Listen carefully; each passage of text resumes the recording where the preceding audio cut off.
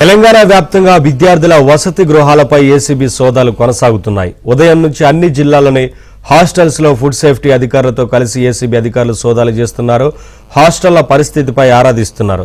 హైదరాబాద్లోని పలు ప్రాంతాల్లోని హాస్టల్స్ లో సోదాలు కొనసాగుతున్నాయి. మల్లాపూర్లో బీసీ బాయ్స్ హాస్టల్లో తనిఖీలు చేస్తున్నారు. విద్యార్థులకు అందించే ఆహార పదార్థాలపై ఏసీబీ దర్యాప్తు చేస్తోంది. ఏసీబీ డీఎస్పీ ఆనంద్ కుమార్ ఆధ్వర్యంలో ఈ సోదాలు నిర్వహిస్తున్నారు.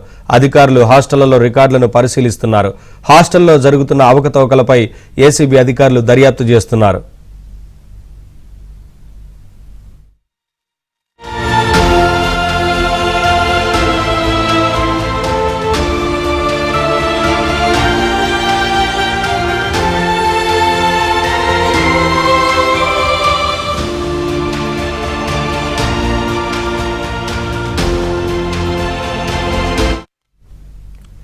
అటు నిజామాబాద్ నగరంలో మరోసారి ఏసీబీ దాడులు కలకలం రేపుతున్నాయి. ఇటీవల మున్సిపల్ రెవెన్యూ అధికారి నరేందర్ ఇంటిపై దాడి చేసి భారీ ఎత్తున నగదు స్థిరాస్తులు స్వాధీనం చేసుకున్న ఏసీబీ అధికారులు ఇవాళ ఓ హాస్టల్లో తనిఖీలు చేపట్టారు. నగరంలోని కోటగల్లి ఎస్సీ గర్ల్స్ హాస్టల్లో ఏసీబీ అధికారులు సోదాలు చేస్తున్నారు.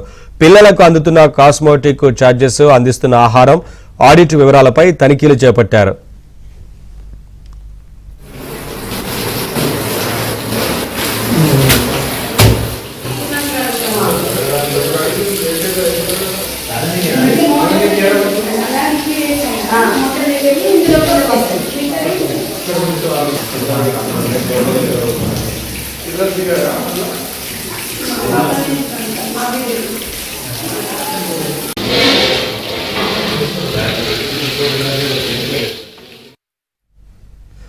ఏసీబీతో పాటు legal, metrology, sanitation, food inspector, pay and accounts శాఖల అధికారులు ఇందులో పాల్గొన్నారు. హాస్టల్లో పిల్లలు పడుతున్న ఇబ్బందులు, వసతులపై ఆరా తీస్తున్నారు.